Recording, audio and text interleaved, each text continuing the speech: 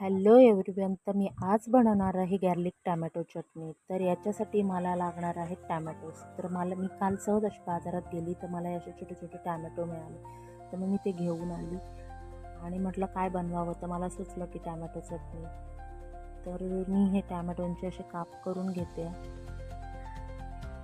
खूप छोटे छोटे टॅमॅटो आहेत, कापायची इच्छा होत नाही, खूप मस्त दिसतात. तर मी सगळ्या टॅमॅटोचे असे काप करून घेतले आता, सगळ्या टॅमॅटोंचे.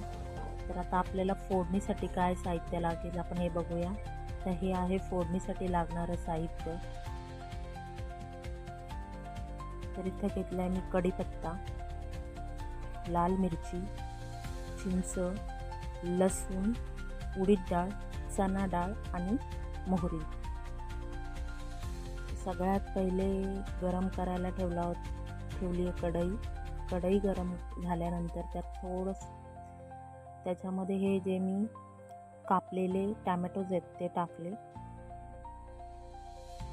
आता यांना पाणी सुटेपर्यंत हे टॅमॅटो थोडेसे आपल्याला फ्राय करून घ्यायचे, मेल्ट व्हायला पाहिजे हे सगळे टॅमॅटो. तर थोडंसं मीठ घातलं म्हणजे लवकर मेल्ट होतील. बघू शकतो थोडंसं पाणी सुटलं. आता मी इथे चिंच घालते आहे, म्हणजे काय होईल की चिंचही पाणी सुटेल, चिंचेलाही. दोन्ही असं मस्त हे करून घ्यायचं हलवून.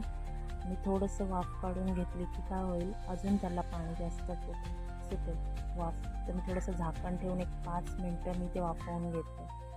आता तुम्ही बघू शकता मस्त झालेले आहेत मेल्ट टॅमॅटो आपले. तर जे मिश्रण आहे ते आपण मिक्सरमध्ये पण थंड करून मिक्सरमध्येही वाटून घेऊ शकतो. पण माझ्याकडे इतका वेळ नव्हता म्हणून मी असं, माझ्याकडे पावभाजीचा जो हे होता चम्मच होता, मी त्याच्याने ते हे करून घेतलं, स्मॅश करून घेतले सगळे.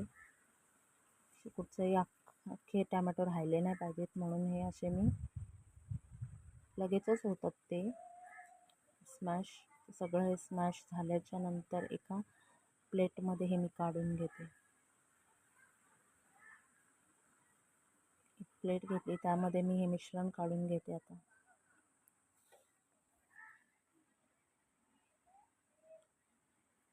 कढईला जराही राहता कामा नये असं सगळं मिश्रण आपण ह्या प्लेटमध्ये काढून घेऊया. म्हणजे काय होईल की आपण जेव्हा फोडणी करायला घेऊ तर आपल्याला याच्यामध्येच म्हणजे काही लागणार नाही खाली, ते म्हणजे आपली फोडणी करपणार नाही. आणि कसं आहे 2-3 भांडे माखू नयेत म्हणून आपण एका त्याच्यामध्ये सगळं असं काढून झालेलं आहे आपलं. आता तेल घालते. तेल थोडं गरम करून घ्यायचं आपल्याला. तेल चांगलं गरम झालेलं आहे. आता इथे मी मोहरी घातली. मोहरी तडतडली की याच्यामध्ये आपल्याला कढीपत्ता घालायचा आहे. मग तुम्ही बघू शकता मस्त मोहरी पण तडतडली. आता कढीपत्ता टाकला आहे.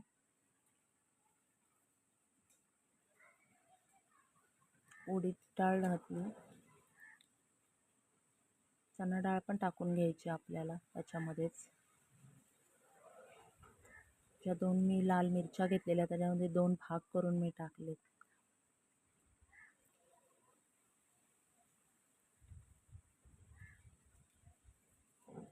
इथे मी लसूण अख्खाच घातलेला आहे, तुम्ही ठेचून पण घेऊ शकता, ऑप्शनल आहे. तर लसूण मस्त असा लाल फ्राय, म्हणजे त्याचा कच्चापणा निघेपर्यंत लसूण आपल्याला फ्राय करून घ्यायचा आहे, मस्त लाल लाल होईपर्यंत. अगदी ब्राउनिश लसूण झाला लालसर की त्यामध्ये आपल्याला हे जे थोडं लाल तिखट मसाला घालायचा. मसाला आपल्या चवीनुसार घालायचा आहे. तिखट किंवा मग कोणाला कमी तिखट लागतं, कारण इथे आपण थोड्याशा लाल मिरच्या पण 2 घेतलेल्या होत्या. आता हे मिश्रण जे होतं आपण स्मॅश केलेलं ते त्यात टाकून घेतलं. थोडं 2 ते 3 मिनटं मी ते थोडंसं गॅसवरती तेल सुटेपर्यंत त्याला ठेवलं होतं मी. तर इथे मस्त असं तेल सुटलं आहे. तर आता हे आपलं हे रेडी आहे. तर हे मी बाउलमध्ये काढून घेते. खूप छान कलर आलेला आहे लाल लाल, आणि त्याला कलर आला आहे मस्तपैकी असा लाल. बघूनच खूप छान दिसतं. खायला किती टेस्टी असेल, तुम्ही नक्की करून बघा.